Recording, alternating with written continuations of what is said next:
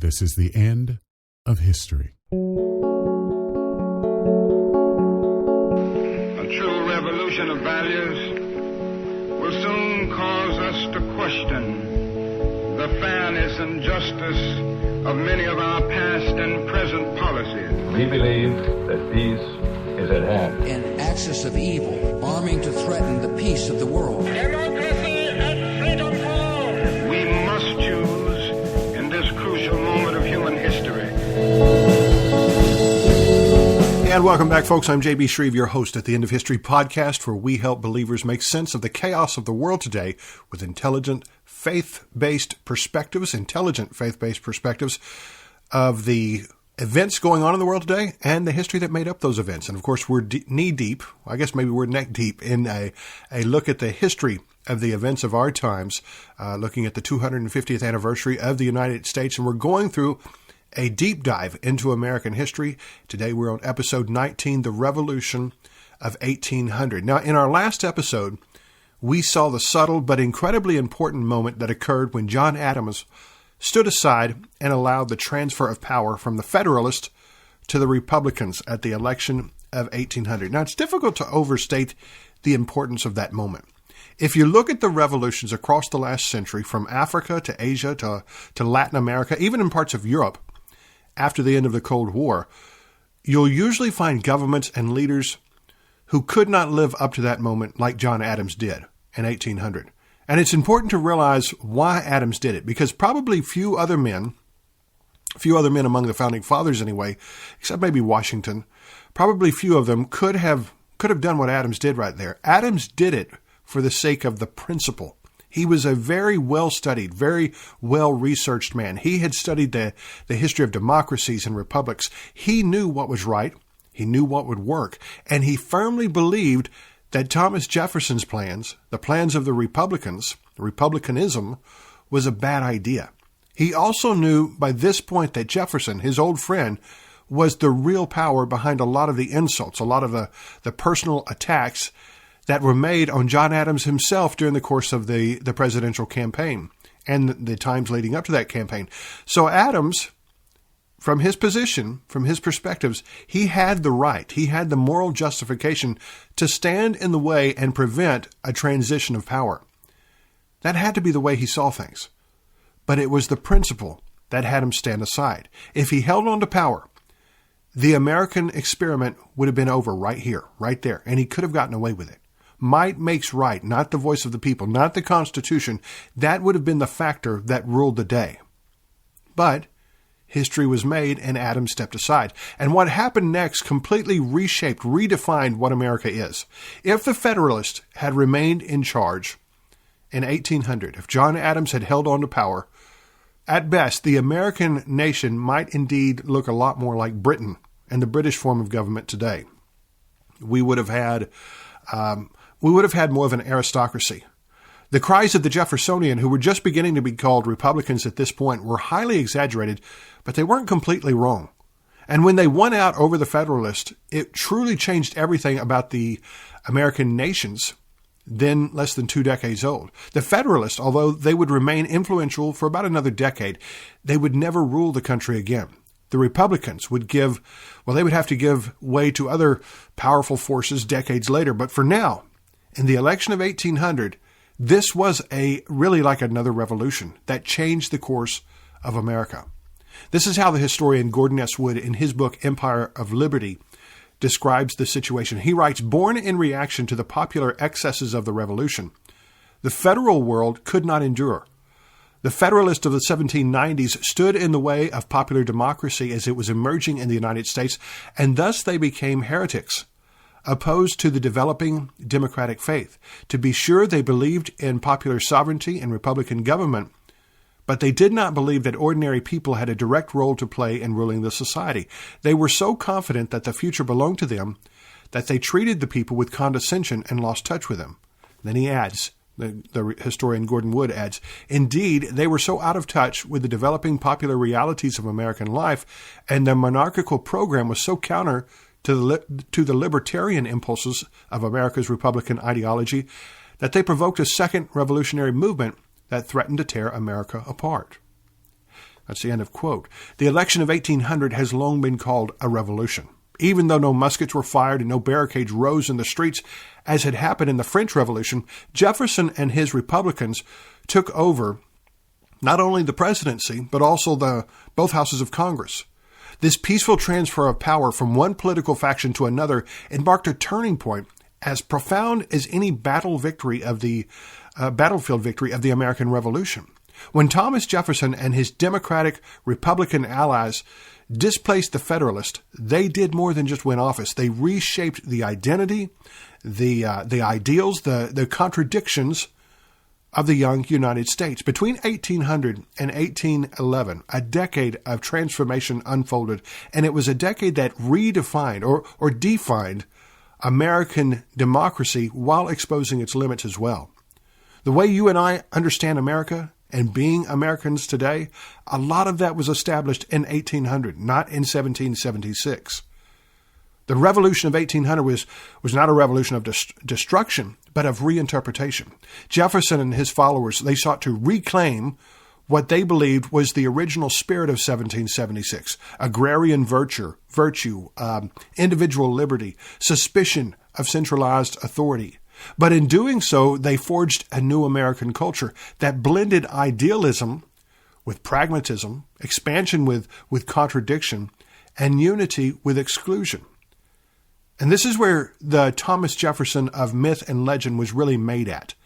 This is the guy who became synonymous with American liberty in our history and mythology because Jefferson and the Republicans ultimately redefined what America is and what it was in 1800. We hardly realized that before this point, the vision was very different. Jefferson's inauguration in 1801 signaled both a change and continuity. In his famous address, he declared unity. We're all Republicans. We're all Federalists, is what he said, or what he wrote. It was a deliberate effort to lower the temperature after years of partisan hostility. But beneath the conciliatory tone, there was a clear agenda. Jefferson sought to reduce the size of government. He sought to cut taxes, to dismantle what Republicans saw as Federalist excess. He slashed military spending, reduced the national debt. He allowed controversial Federalist institutions like internal taxes to empire. For Jefferson's Republicans, government was the enemy. They believed that the original aim of the American Revolution had been to reduce the power, the influence of government, and now they aimed to restore that ideal. The smaller the government, the better. And that may sound familiar. Political parties talk this same talk today, and they really have ever since Thomas Jefferson, ever since the Revolution of 1800, because they seek to channel the Jeffersonian ideals into their platforms. But we often miss how overarching this was for the Republicans of Jefferson and the election of 1800. They saw no need for an army, because an army, in the mind of the Republicans of Jefferson, the Jeffersonian Republicans, an army was just a tool for governments to initiate conquest. This was a radical era, the era of the French Revolution. These were the people who had cheered on the French Revolution. If there was no conquest, there was no need for an army. Yes, they could continue, or they would continue, a westward expansion, but they would do so by the contagious effect of their vision and ideals. As they saw it, human beings desire freedom and liberty. America would be the land of freedom, the land of liberty, and people would give their hearts to it. As we've already mentioned, revolutionaries always think their revolution will spread. That's just the way their minds work. I'm quoting again from the Gordon S. Wood book. He says, the Jeffersonian Revolution was an extraordinary and unprecedented experiment in governing without the traditional instruments of power. Governments in the early 19th century were not supposed to cut taxes, shrink their bureaucracies, pay off their debts, reduce their armed forces, and diminish their coercive power. No government in history had ever voluntarily cut back its authority. With such a diminished and weakened government, how would the society hold together? Jefferson and the other Republican leaders had an answer, an enlightened answer that makes their political experiment the most idealistic in American, if not world history. They imagined that people's natural sociability and willingness to sacrifice their selfish interests for the sake of the whole world would be sufficient social adhesives. And if the Republican ideas could spread, perhaps the world itself would become a different place. Now, that's the end of quote, but I want to invite you to consider a perspective here. does this sound like a religion? When I read words like that, it does to me. It sounds just like a religion. And many historians have seen it as such even since then, all right? The Federalist, as they fell from power, they certainly did fall from power, but they also certainly did see this as kind of like a religious mindset when it came to politics, when it came to the perspective of America and liberty. On the one hand, the Federalists laughed at the ludicrous visions of the Republicans with their head in the clouds. You know, nobody's going to act in their own interest. They'll act for the desires of liberty, right? They laughed at that. On the other hand, the Federalists were terrified for what these visions meant for the world and for society at large. As the strength of the central government decreased, in its place came a moralistic view of liberty and freedom and patriotism. And that judgment of moralism, what was good and true versus what was bad and wrong, was soon not found in a king or a governing leader, but in public opinion itself. And that's real important to recognize right here. That power of public opinion to gauge, to measure, to judge the lives of people was born with the Revolution of 1800. In our era, we've seen this take in the forms of the Me Too movement, Black Lives Matter, Make America Great Again, or the judgments for or against woke social justice movements. There have certainly been excesses of this in the age of social media, mass media, but at its root, this moralizing, this judging with our own moral self-righteousness, I guess, is a distinctive American reality, and the seed of that reality is very American because it was planted in the Jeffersonian Revolution of 1800. Quoting from the book Empire of Liberty here, the vast, impersonal, and democratic idea of public opinion soon came to dominate all of American intellectual life. In all endeavors, whether art, language, medicine, or politics, connoisseurs, professors, doctors, and statesmen had to give way before the power of the collective opinion of the people.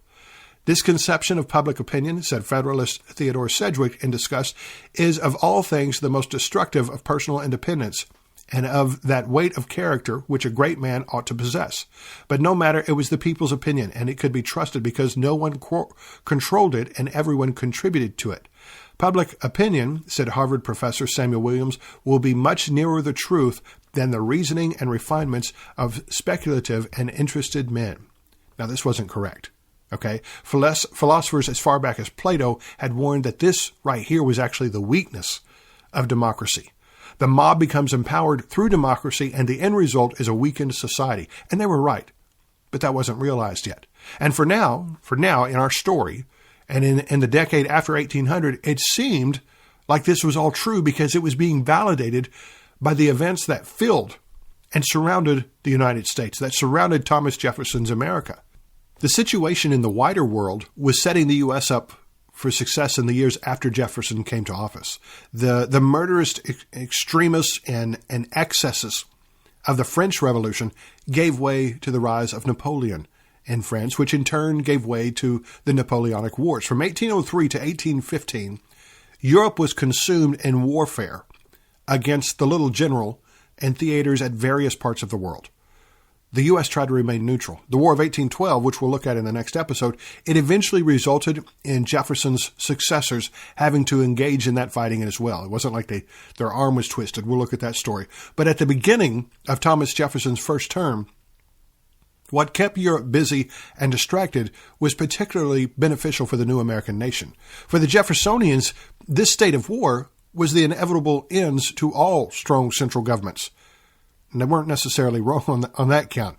But no one could have expected the benefits to flow into America as a result of those Napoleonic Wars, or at least almost no one could. Since the beginning of the settlement era, I guess even as far back as the age of exploration, the people who came to this new land called America, they kept looking westward, right? They kept looking towards the setting sun. They wanted to advance, to move beyond the shorelines, towards the Atlantic, away from the Atlantic, away from that coastline that had initially greeted them, and into the forest, beyond the mountains, down the rivers. They wanted to explore. They wanted to settle, to conquer. And that tension often resulted in outbursts of violence, sometimes against American Indian tribes who had already lived there or who had been pushed back to there already by the settlers, or even by the Europeans who believed those other Europeans who believed those Western lands actually belonged to them.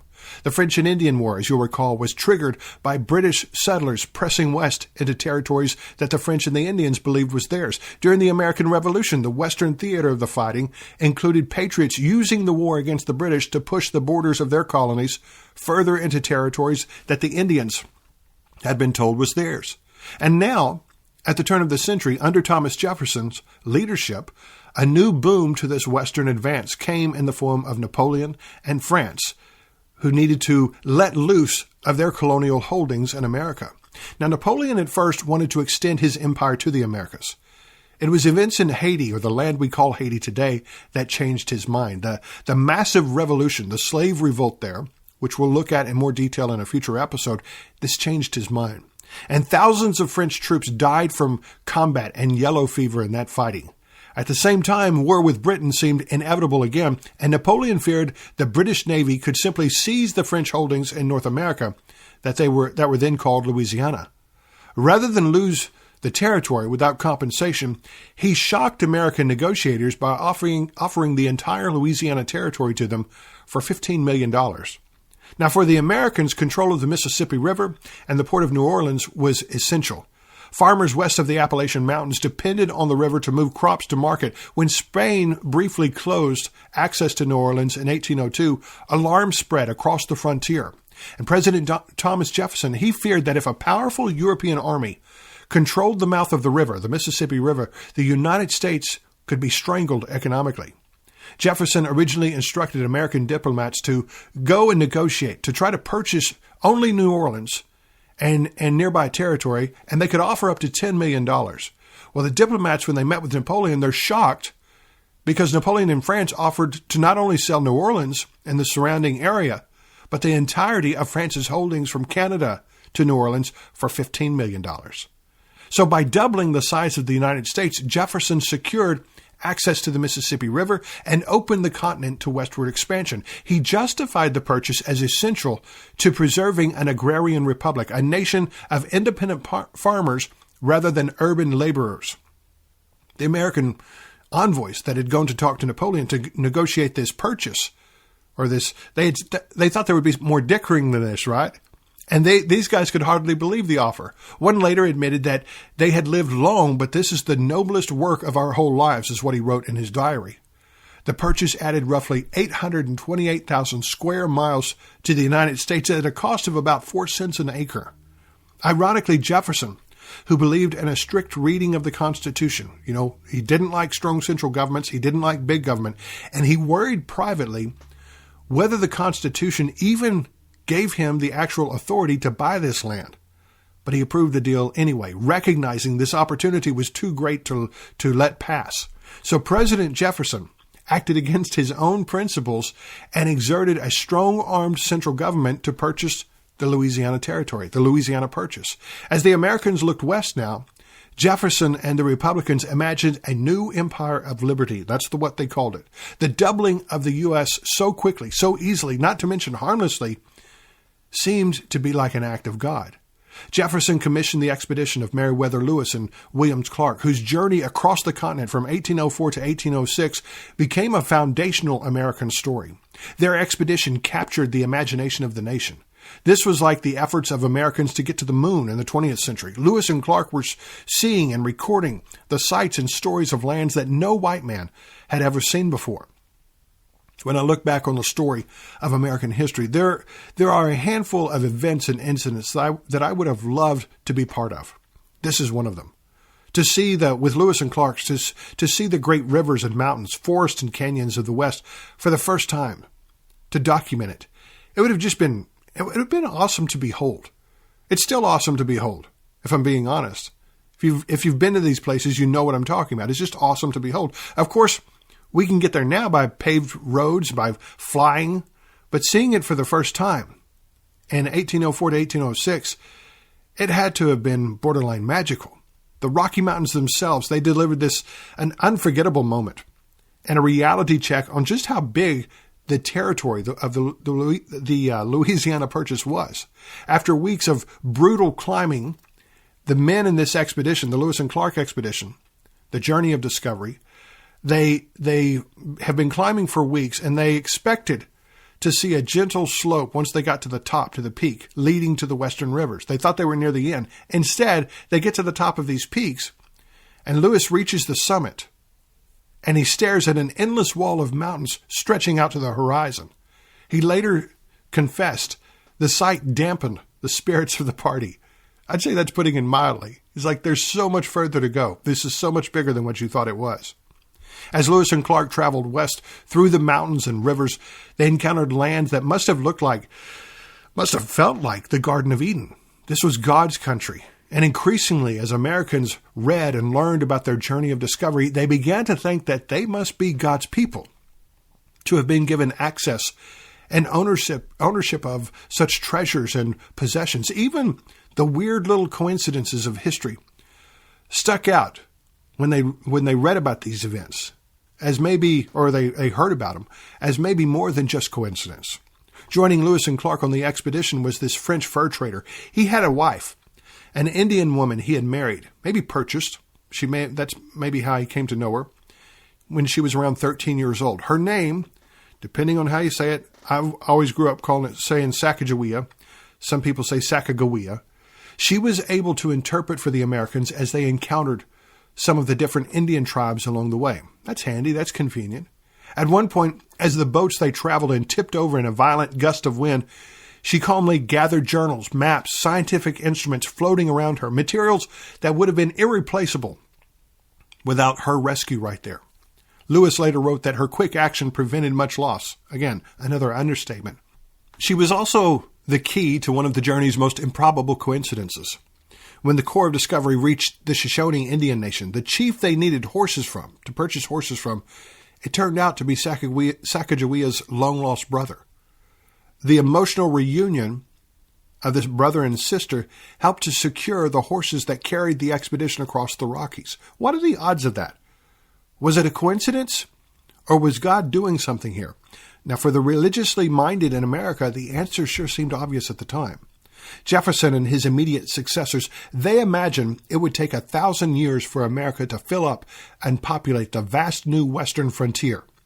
The reality is, it would be done in the next couple of generations.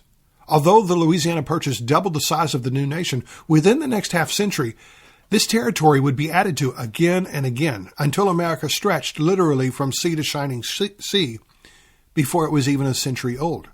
Included within that growth and expansion were all kinds of problems, of course. Chief among them were the problems and contradictions of the Empire of Liberty that Thomas Jefferson imagined. The Empire of Liberty didn't include American Indians. That contradiction would have to be dealt with eventually. It also didn't include slaves. As the empire moved westward, slaves would be used to clear the forests, level the mountains, and build the plantations that financed the new empire. All of these contradictions in the rising new nation were fair because they were contradictions in this famous President Jefferson. That's who he was, right? This was kind of what made Jefferson who he was. He could pen, all men are created equal, while he held his own slaves in bondage. He could confess he thought slavery was immoral and wrong while he impregnated multiple times one of his own slaves. Jefferson denounced centralized government power in his political philosophy, yet as president, he unilaterally executed the Louisiana Purchase, an act nowhere authorized in the Constitution. He publicly condemned political factionalism, yet covertly funded partisan newspapers that attacked Washington, Adams, and Hamilton. Jefferson praised modest living, but filled his Monticello mansion with fine wines, European art, and expensive scientific instruments, all of which kept him almost permanently in debt which he also opposed on a philosophical level. I find it just really interesting that when Jefferson looked westward, he imagined his Empire of Liberty filled with farms and a self-sustaining agricultural society, but Jefferson was never able to achieve that himself. His plantation, his mansion, Monticello, never worked as a profitable farm. In fact, although he tried, his farm was always overextended in debt. The only part of his farm that was financially successful was this nail factory he built on the farm and ran with the use of his slaves. A factory was profitable under Jefferson's rule, but not the agrarian ideal that he liked to preach about. And this is the terrible reality of what Thomas Jefferson planted in America at this seed planting stage of the American Revolution, or of the American nation. He planted a reflection of his own contradictions and hypocrisy. And I'm not being cynical here. This is part of the Jeffersonian Revolution that helped establish the American identity in 1800 and onward. Saying one thing but doing another.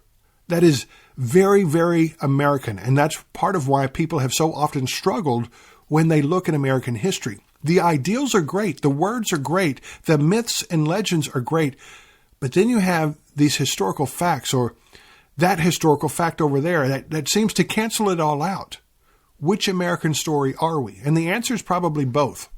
We are a nation of contradictions on the best day, and blatant hypocrisy on the worst day. This was beginning to be felt in the immediate after effects and years of the Jeffersonian Revolution, and many worried about its effects on society at the time. Jeffersonian Republicans sought to reshape American culture. They rejected the formality and hierarchy associated with Federalist leadership. They didn't want anything that resembled a monarchy. Jefferson himself, he embodied this shift. He kind of repulsed at elaborate ceremonies and presenting himself. He wanted to present himself as a man of the people. This cultural transformation emphasized simplicity, equality, civic virtue. Education expanded, newspapers flourished, political participation grew, and the American ideal increasingly centered on the independent citizen, self-reliant, informed, engaged. And we can relate to all that, right? But at the same time, the vision was not universally inclusive. Women, enslaved people, many others remained excluded from full participation. The rhetoric of equality usually outpaced its reality. And that created a gap that would define American struggles for generations. Even with all of its contradictions, freedom and liberty came to define the nature of what is America. More than anything else, beginning with Thomas Jefferson, and then even continuing after that. If you get nothing else from this particular episode here, this episode in our story, this is the important thing to recognize. The idea we know as America today was born with Thomas Jefferson. Was born not with Thomas Jefferson, but with Thomas Jefferson and the Revolution of 1800 here. Freedom and liberty became the real American religion, for better or for worse. One foreign observer, he observed in the years after the Jeffersonian Revolution of 1800, he remarked, "They dread everything that preaches constraint." Americans had never been big fans of social hierarchies and aristocracy, but now that was socially anathema. All right. Americans liked self-made men, not inherited wealth. They liked people who came from nothing and made something of themselves. And if nothing else, the best and brightest were at least the ones who could package their personal story within that framework, even if it usually wasn't true, right? They're self-made men. Probably wasn't true, but that's the way they could package it. That's the way they sold their biography. The Federalist, even as they fell further and further from power, they worried for the soul and state of the nation amid such narratives and contradictions. As good and as this all sounded, things didn't seem quite right. There was a stability within the nation that was being lost. The historian Gordon S. Wood, one of the master historians on this era of American history, he tells the story of William Cooper of Otsego County, New York. Cooper was one of these self-made frontier entrepreneurs with zero aristocratic pedigree. He spent the 1780s, the 1790s, transforming the wilderness area around his Otsego Lake into a planned community he called Cooperstown. It was designed to showcase his authority, refinement, paternal benevolence. He bought and sold land on a massive scale, presided over courts. He hosted lavish public gatherings, cultivated the manners of a man who believed he could become a genteel patriarch in the mold of the Virginia elite. His dream rested on hierarchy, tenants who deferred to him, political allies who respected him, and a social order that rewarded property, deference, and visible leadership. Well, the Jeffersonian Revolution of 1800 shattered that world. Cooper was a staunch Federalist in a region increasingly swept up by Jeffersonian democratic populism. His political enemies attacked him in the press, challenged his land titles, mobilized small farmers against the very hierarchical vision that he embodied. So this new political climate favored egalitarian rhetoric, suspicion of elites, and hostility towards large landholders. And Cooper found himself sued, shouted down, eventually financially broken. In 1807, he was actually caned in Cooperstown, the town named after him, in one of these streets by a Jeffersonian Republican offended by this idea that Cooper held of aristocracy. Cooper's daughter died in a fall from a horse in 1800. His son, William Jr. was sent to Princeton, where he became like a dandy, overspending on food, wine, clothes, before he was eventually expelled in 1802. His other son, James, went to Yale, also expelled for his outrageous freedom-loving behavior. When William Sr. died in 1809, his children expected they would live off his wealth and their inheritance, only to find he was eaten up with debts, failed speculation, and legal suits. 4 of his sons died from different effects of the stress that consumed them over the next decade, all in their 30s. The assets of the Cooper family in Cooperstown were taken over by capitalists looking to build efficiency rather than aristocracy. His children inherited both the remnants of his estates and the consequences of his downfall. Now, the most famous of those children, James Cooper, transformed the family's decline into literary material.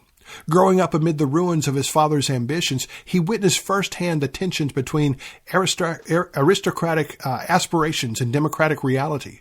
His novels, especially The Pioneers, it fictionalized Otsego County and cast this thinly veiled portrait of his father as Judge Temple, a benevolent but embattled patriot and patriarch struggling to maintain order in a society that no longer accepted inherited authority. Through literature, James preserved the grandeur and the tragedy of his father's vision as he critiqued its limits. James Fenimore Cooper would be most famous today for his story, The Last of the Mohicans. Other children of the Coopers scattered into various professions, but none rebuilt the family's early prominence, and the Cooper estate fragmented under debt. The political influence William had once wielded, it just evaporated. And what survived was cultural rather than material. A literary dynasty, a town that still bears the family name, and a cautionary tale about the fragility of hierarchy in an age of democratic upheaval. And in the end, William Cooper's story is the story of the early republic itself. That's the way Gordon S. Wood describes it. A nation where old world dreams of gentility collided with the rising force of popular democracy, leaving behind both loss and legend. Capitalism and the market in this new land where liberty and freedom were prized above everything else became validating forces. Concerned critics at the time noted that the people this society was producing, they seemed a bit frail. In the South, rich landowners might have their wealth and freedom, but they also had their hair-trigger tempers and sensitivities. An honor culture enforced by dueling over the most trivial of causes and issues began to arise over the years. Everyone was terribly insecure about being dishonored, or in our modern language, we would say about being disrespected. If freedom and liberty were the newly found religion of American Republic, politics was its arena of moral debate. People couldn't simply disagree over Republican or Federalist ideas. They became cut off from one another. According to Gordon Wood, families broke up. This is from his book. Families broke up over politics, and employers dismissed their employees because of party differences. Political passions, noted an English visitor, even reached into the grave. In 1808, Jeffersonian Nathaniel Ames refused to attend the funeral of his brother Fisher Ames after the Massachusetts Federalists snatched the putrid corpse and turned the burial into one of their political funerals. A South Carolinian around this same time claimed 3/4 of the duels which have been fought in the United States were produced by political disputes. People began drinking more. The youth began disrespecting all forms of traditional authority more. Again, quoting from Gordon Wood in his book Empire of Liberty, the Revolution had represented an attack on patriarchal monarchy, and that attack began to ramify throughout the society. In vain did conservatives complain that too many people had been captivated by false ideas of liberty. By collapsing all the different dependencies in the society into either free men or slaves, the revolution, he's talking about the revolution of 1800, made it increasingly impossible for white males to accept any dependent status whatsoever. They were, as they told their superiors, who paternalistically tried to intervene in their private affairs, free and independent. Servitude of any sort in the early republic suddenly became anomalous and anachronistic.